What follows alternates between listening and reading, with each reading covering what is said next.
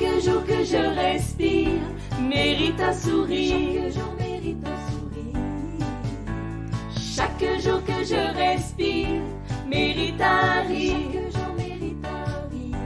Mérite un rire.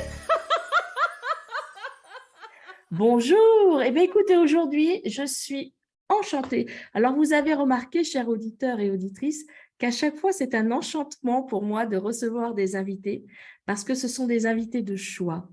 Et aujourd'hui, c'est Stéphanie Leger qui vient nous faire le grand plaisir de venir à notre rencontre et de nous partager sa vision de la vie, de la joie, du bonheur, de la tristesse, de l'échec, du rebond, enfin tous ces sujets qui sont évoqués à chaque podcast. Alors Stéphanie Leger, vous allez voir, vous allez l'écouter. Elle accompagne les femmes à retrouver leur lumière intérieure après une séparation ou une trahison. Alors elle va vous parler un peu plus précisément de sa mission et de la manière dont elle nous accompagne. Mais pour avoir vécu moi-même des séparations, pour avoir vécu moi-même des trahisons et parfois m'être retrouvée seule à faire avec, je sais ô combien c'est important de se faire accompagner et surtout de ne pas s'éteindre et de trouver la personne, de trouver l'aide pour pouvoir allumer cette lumière intérieure. C'est important dans tout événement de la vie de garder cette lumière de vie, cette étincelle qui nous maintient dans cette vie et qui nous permet d'avancer. Alors Stéphanie, écoute, je te laisse te présenter. Qui es-tu et quelle est donc ta mission? Donc, bonjour à tous, bonne année. C'est encore la fin, on n'est pas Oui, par là. on est encore Le mois janvier, n'est pas exactement. terminé. Donc moi, je suis Stéphanie, je suis énergéticienne et moi, j'ai toujours été quelqu'un de rayonnant, toujours été une petite fille souriante et puis c'est toujours été agréable d'être autour de moi. J'ai toujours rayonné ça et puis je suis hypersensible aussi. Donc, moi, je voulais aider les gens dans la vie, tout ça. Donc, mon chemin de vie m'a amenée à être infirmière, continuer à aider les gens. Et puis, ce que j'aime bien, ce que j'aimais bien dans mon métier, mais ce que j'aime toujours bien dans la vie, c'est faire prendre des petites prises de conscience aux gens, des fois quand ils ne comprennent pas, ou allumer la lumière, plugger un petit quelque chose, les prises de conscience. Et puis, au fur et à mesure du temps, de mes expériences, de mon développement personnel, j'ai compris que ces petites prises de conscience étaient comme des étincelles de lumière qui permettaient peut-être de trouver un peu à nouveau du sens dans sa vie quand, effectivement, des fois, là, ça nous paraît, on a l'impression de traverser le noir. Enfin, les gens peuvent y mettre les mots qu'ils veulent. On va dire, il y a plein de mots différents mais ce sont des diagnostics, tout ça, mais on peut mettre burn-out, on peut mettre dépression, on peut mettre nuit noire de l'âme. Mais c'est une espèce d'état d'esprit où on est perdu, on sait plus, on s'est trompé avant, on veut plus se tromper, et puis vers où est le bonheur, on ne sait plus, en fait. On ne sait plus trouver cette étincelle. Et la vie, elle vient nous faire travailler pour qu'on puisse évoluer. Ces événements de vie-là, quand on les traverse, c'est pour nous faire évoluer plus tard. C'est compliqué quand on traverse d'y voir une chance. Malgré tout, c'est une chance de pouvoir vivre ces moments-là, pour pouvoir évoluer parce que de vivre une vie plus en lumière et de faire les choses plus en conscience, ça nous permet de vivre une vie plus créatrice vers ce qu'on veut devenir, hein, pour ne plus avoir à subir les événements de la vie. Euh, j'ai vraiment pris conscience quand je me suis fait quitter de façon assez brutale que subir les sorties de zone de confort, c'est sympa. Enfin, c'est sympa. C'est intéressant à vivre, on va dire. Mais les subir, j'étais plus tout à fait d'accord. Donc, je me suis dit, je veux bien avoir des sorties de zone de confort, mais je veux les choisir. Donc, j'ai acquis mes armes, on va dire, les soins énergétiques. Donc, sur ce chemin-là, j'ai appris à les reconnecter avec mon enfant intérieur, à aller le guérir. J'ai appris que, en fait, ce qui se passe, c'est que les blessures qu'on a accumulées, les différentes choses qui se passent, ça revient toujours nous travailler. Et même si on croit que c'est guéri, ça revient un peu. Donc, j'ai acquis des techniques pour aller se reconnecter à soi, aller guérir ses blessures, acquérir du calme intérieur, tout simplement. Parce que pour moi, ça n'a pas été facile ce chemin. Je suis une hypersensible. euh, au potentiel intellectuel. Donc, j'ai 1000 idées dans la tête, 1000 émotions, je capte beaucoup de choses. Donc, ça m'a demandé de passer par un chemin le plus simple possible. Je travaille avec la respiration, d'autres travaillent avec de la méditation. Il y a différentes techniques. Je travaille avec donc à les reconnecter avec différentes parties de soi et puis trouver qu'est-ce qui est vraiment et qu'est-ce qu'on souhaite vraiment et savoir au fur et à mesure du travail qu'on fait ensemble, qu'est-ce qu'on souhaite vraiment est plus clair pour les gens. Et là, quand ça devient plus clair, c'est comme si déjà le chemin de la clairière, quand on est perdu dans la forêt, on devient capable de construire et de créer sa vie. Mais c'est un chemin et c'est pour ça que voilà, c'est plutôt un accompagnement sur quelques temps qu'un accompagnement magique d'une fois. C'est un chemin à parcourir qui continuera à se parcourir après, mais ça, en apprenant des outils pour le quotidien, pour devenir plus solide et autonome. Merci. Alors oui, donc ce que je retiens de ce que tu dis, c'est qu'en effet, le chemin vers cette lumière à maintenir en nous, hein, c'est ça, quand on est face aux épreuves de la vie, ça ne se fait pas comme ça d'un coup de baguette magique, même si on aimerait que ça se passe ainsi, mais c'est un travail de fond. Hein, c'est ça, d'intérieur, et c'est pour ça que tu y associes la respiration, entre autres, parce que cette respiration, c'est un travail de fond de l'être, donc qui est importante.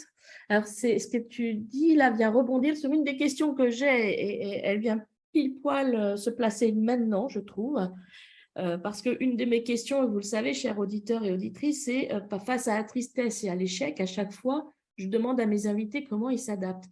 Mais là, ce que tu es en train de dire, Stéphanie, si j'entends bien, c'est que face à cette tristesse ou à ces échecs ou à ces événements violents, enfin, qui nous arrivent, hein, violence, c'est violent, à chacun sa perception de la violence, on est bien d'accord? Il y a quand même ce chemin et cette avancée, c'est ça, cette évolution, cette sortie finalement qui se crée. C'est ça, Stéphanie? C'est comme ça que tu le vis, toi? Je le vis parce que à un moment, si on veut évoluer, quand on est triste, quand on a quelque chose, quand on cherche qu'est-ce qui est vraiment, l'idée, c'est de se dépolluer de toutes ces pensées récurrentes qu'on a dans la tête, qu'on a déjà pensé la veille, qu'on a déjà de toutes nos peurs et de se débarrasser pour avoir l'esprit le plus clair possible pour comprendre qu'est-ce qui est vraiment. Quand on a compris d'une situation qu'est-ce qui est vraiment, on arrive à trouver un alignement avec soi et on est plus en contact avec son être. Et effectivement, quand on est plus en contact avec son soi intérieur, enfin, sa vraie personnalité. On gagne en confiance et toutes les influences extérieures, ce qui se passe, ce que les gens pourraient venir nous dire ou venir, même qui ne nous concernent pas, quand on est plus aligné avec soi-même, quand on sait où est sa confiance, quand on sait ce qu'on pense, nous, exactement, alors là, on est aligné et on est bien plus fort, bien plus ancré. Et quand on est plus ancré, on est plus connecté avec notre intuition, avec différentes autres choses. Enfin, avec notre intuition et puis voilà, avec nos ressentis extérieurs. Avec cet univers et ces vibrations qui nous entourent, C'est ça, finalement, hein, c'est très vibratoire du coup. c'est très vibratoire, voilà. Mm. Apprendre à ressentir, il y a en neurobiologie, on nous explique que le corps en premier, c'est pas une pensée qui provoque une réaction, une émotion, c'est un ressenti extérieur et après c'est capté par le corps de différentes façons, ça passe par le nerf vague, mais ça reste une histoire en premier de ressenti. Et après, de façon dont le cerveau, une machine, hein, parce que il y a l'être et il y a le cerveau, mais comment le cerveau traite l'information, et voilà. Et On a trouver, une machine extraordinaire de toute manière. c'est ça. Hein. Mais trouver un espace de sécurité pour pouvoir réfléchir, et voilà, trouver un espace de sécurité pour pouvoir réfléchir en paix à soi et trouver sa paix intérieure. Voilà. Donc, si je comprends bien, donc, quand on se retrouve face à une situation d'échec, de tristesse, c'est d'abord de se trouver un endroit sécuritaire en soi, autour de soi, pour se poser pour réfléchir, c'est ça? Et puis faire confiance à soi, faire confiance en soi, faire confiance à ses intuitions, c'est ça?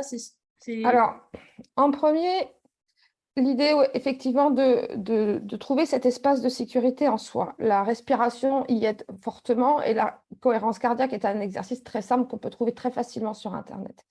Donc, prendre 5 minutes et là, se poser et se dépolluer, en fait, en premier avant d'aller chercher. Se dépolluer en fait, de penser et de se demander, mais qu'est-ce qui est vraiment dans cette situation qui m'énerve? Je vais raconter une histoire.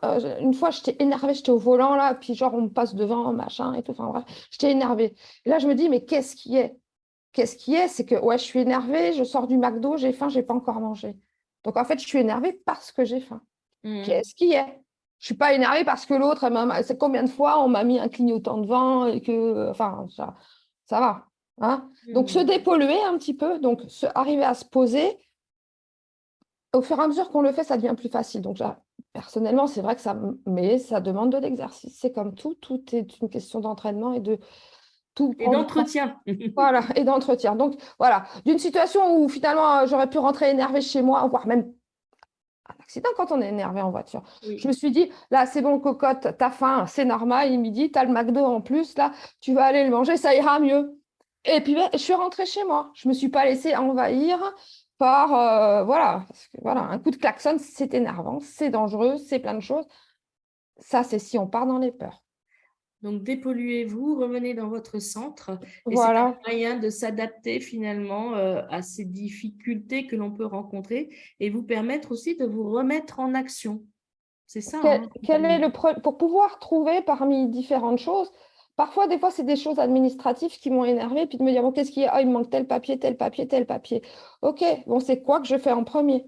Bien souvent, en plus, l'univers, il est sympa, les choses, une fois qu'on a bien compris, ça se passe assez facilement. Ouais. Mais c'est juste, voilà. Ensuite, bah voilà, cette fois, la fois où j'avais faim, bah, qu'est-ce qu'il y a? Bah, tu patientes 2 minutes. Le premier petit pas, c'est d'être patiente le temps de manger. Quand c'est des histoires de papier, ben, voilà, à qui j'écris, qu'est-ce que je règle en premier, dans quel sens ça se passe, qu'est-ce qui est et quel est le premier petit pas possible pour ce que je veux vraiment. Je ne voulais pas m'énerver et rentrer ou risquer d'en avoir un accident. Qu'est-ce que je veux vraiment? Est-ce que je veux être heureuse? Est-ce que je veux continuer à être énervée pour tout dans la vie et que je me laisser dépasser l'intelligence relationnelle et émotionnelle, c'est ça aussi, ça joue tellement sur ce que les autres peuvent penser de nous. Déjà, en premier, ce qu'on pense de soi, c'est déjà très important, mais si en plus on est quelqu'un qui s'énerve pour tout et pour rien dans la vie, ça arrive facilement quand on traverse ces périodes-là, parce que c'est encore plus, et tout est encore plus. Donc, le dépolluage, l'alignement de qu'est-ce qui est vraiment, et le premier petit pas, et l'action. Hein. Très bien. Donc, le premier petit pas, c'est important parce qu'à vouloir tout faire en même temps, on ne fait rien.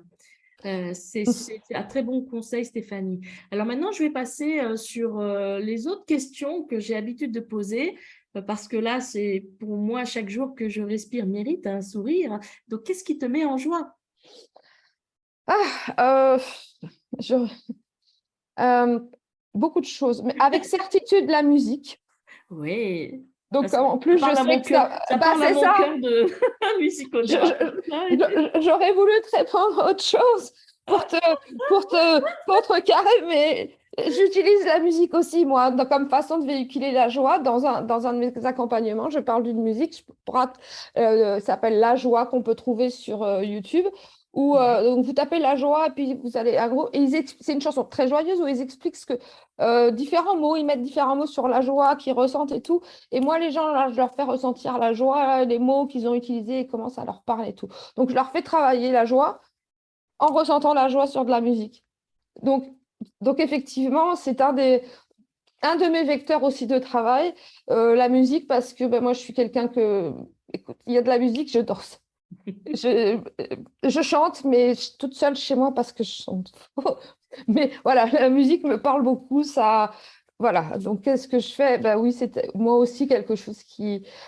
Les vibrations, des fois, moi je mets de la musique aussi énergétique pour faire des nettoyages énergétiques. Puis je peux mettre de la musique plus je sais pas, des mantras, des trucs comme ça, parce que bah, ça va me plaire, parce que moi, c'est ma passion, c'est mes trucs. Puis de la musique pour me souvenir d'avant ou différentes choses comme ça.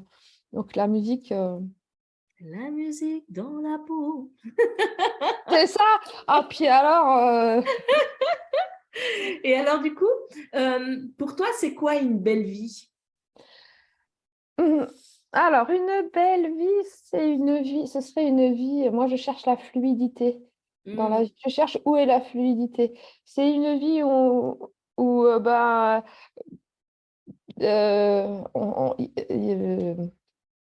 fluide, je sais pas, où le mental ne viendrait pas intervenir, où il n'y aurait pas encore toujours quelque chose, une nouvelle chose, un nouveau problème, ou peut-être que cette nouvelle chose qui arrive, ce soit justement fluide. Une belle vie pour que les événements passent.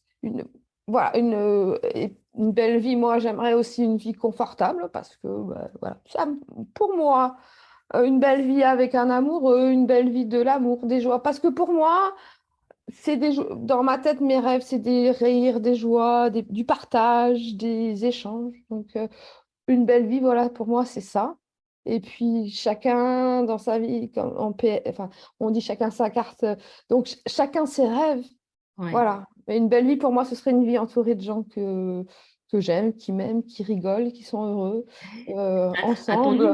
À ton image, donc du coup. Ah, bah, merci pour le compliment. Alors, juste pour vous, chers auditeurs et auditrices, je vois Stéphanie pendant notre interview et alors elle est magnifique aujourd'hui parce qu'elle s'est habillée de rose, maquillée de rose et elle a mis des jolies fleurs dans ses cheveux et en effet, elle a un sourire sur les lèvres extraordinaire. Donc, j'entends bien la joie, une belle vie pour toi, c'est la joie, c'est les sourires, en effet. C'est cette fluidité. Alors, est-ce que ça, c'est ton côté bretonne qui fait parler de la fluidité, de proche de l'océan Oh là, tu me tues. Alors, mon côté bretonne et la fluidité. Ok, intéressant. Alors, effectivement, mon côté, il y a différentes sortes de Bretons. Il y a les Bretons qui aiment Enfin, moi, j'aime la Bretagne. Hein, il y a quelque chose que j'avais compris par rapport à la Bretagne parce que je me disais, quand je suis en Bretagne, j'ai l'impression d'être chez moi. C'est comme si je peux prendre la terre et dire c'est ma terre. Il y avait un petit truc comme ça. Et j'avais ce sentiment d'appartenance avec cette terre bretonne. Et chez les Bretons, alors après, je ne connais pas d'autres. Mais les Bretons, il y a les Bretons qui restent en Bretagne et puis il y a les voyageurs. Et puis bah, récemment, j'ai déménagé. Et je cherchais où aller, j'appelle un de mes meilleurs potes que je connais depuis très longtemps et qui, alors lui, c'est bizarre parce que c'est un Parisien breton qui a trouvé son équilibre en retournant dans sa Bretagne. Il me dit, moi, j'ai dit, je te demande à toi parce que tu étais un Parisien qui rêvait de retourner en Bretagne et ça fait 20 ans que tu y es. Qu'est-ce que tu en penses de retourner vivre en Bretagne? Il me dit, voilà, c'est lui qui m'a expliqué, il y a différentes sortes de Bretons et moi, je t'ai toujours vue comme une Bretonne voyageuse. Et les voyageurs, c'est, je sais pas, des oiseaux, des ailes. Donc, est-ce que mon côté bretonne m'amène à une fluidité? Oui, parce que je vais chercher comme des battements d'ailes plus fluides, comme des mouvements plus pour pouvoir aller plus loin. Je sais pas. La question me surprend. Je te, te la donne.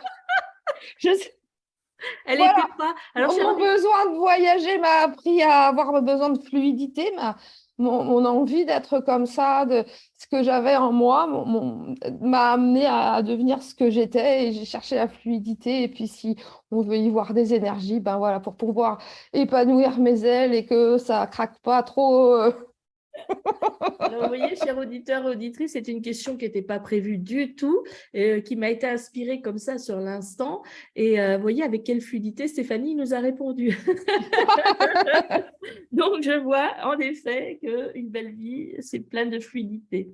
Alors, on va passer maintenant au cadeau que tu vas nous offrir, que tu as accepté de nous offrir. Qu'est-ce que tu vas... Ben voilà, quel est le cadeau que tu nous fais, Stéphanie? Alors, j'ai cherché, je voulais un texte que j'avais écrit. J'écris, alors je publie sur mes sites et tout ça, mais j'écris des choses un peu plus personnelles et des fois je les ai pas encore publiées ou je me les... Enfin bref. Donc, je vais vous lire un texte que j'avais écrit. Je pense que ça devait être un protocole, ça devait... Enfin, il faut l'écouter parce que c'est un texte soin quelque part. D'accord? Alors, donc on va faire un instant de silence, Voilà. juste pour se poser. Voilà, vous posez bien vos 2 pieds sur le sol, ne croisez pas vos jambes. Voilà, installez-vous bien dans votre fauteuil. Inspirez, expirez. Voilà, encore une fois, inspirez.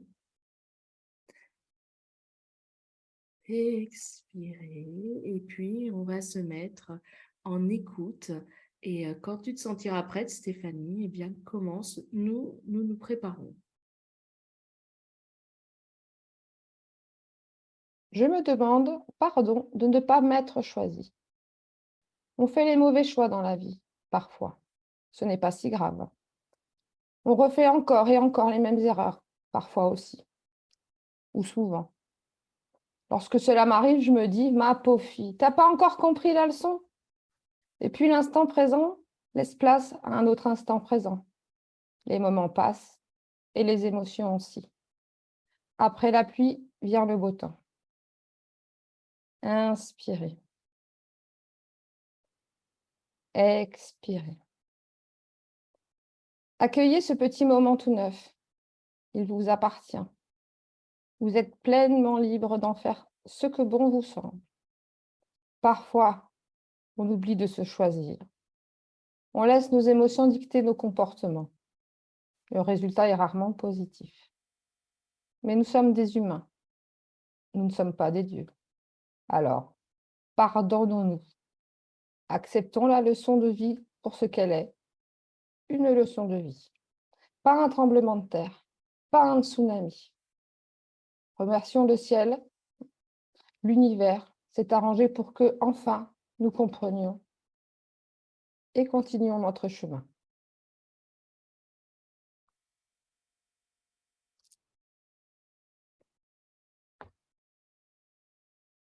Vous inspirez et vous faites une grande expiration. Grande inspiration. Grande expiration. Merci infiniment, Stéphanie. Avec plaisir. Eh oui, nous sommes des humains, nous ne sommes pas des dieux. Et on a le droit de se tromper et on a le droit de rebondir. Bravo. Merci. C'est très beau. C'est très, très beau. Merci. Et pour terminer, du coup, parce que là, on arrive à la fin de notre podcast, est-ce que tu peux, comme ça, nous canaliser un mot que tu souhaites nous partager?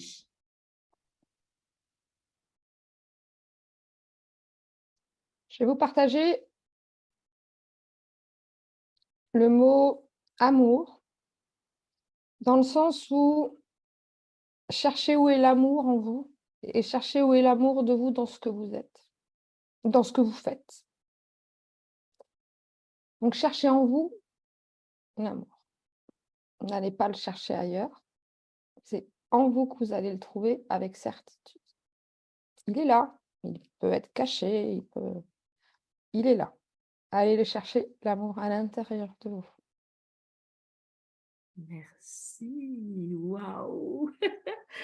Bah écoutez, tout ça, ça mérite bien un sourire, n'est-ce pas? Donc, on va lancer la chanson qui est chantez-la avec nous. Chaque jour que je respire mérite un sourire. Dansez-la Chaque aussi. jour que je respire mérite un rire, mérite un rire.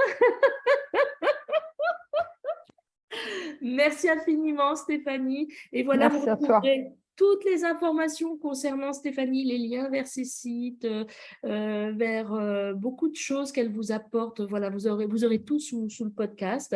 Je vous invite à aller la découvrir. Voilà, allez allumer votre lumière intérieure avec Stéphanie. Mettez-vous dans la joie avec elle. C'est fantastique des personnes comme toi, Stéphanie, qui sont là, et on en parlait à un moment donné, qui sont là pour maintenir cette étincelle de vie et de joie, pour vous guider, pour vous permettre, vous, d'allumer la vôtre. Voilà. Hein, Stéphanie, c'est la flamme incandescente qui ne s'éteint jamais. Vous savez, la flamme éternelle là, que l'on... Voilà. Et vers laquelle vous pouvez venir rallumer votre flamme. Merci. Au revoir. Chaque jour que je respire mérite un sourire. Chaque jour que je respire mérite un rire. Mérite un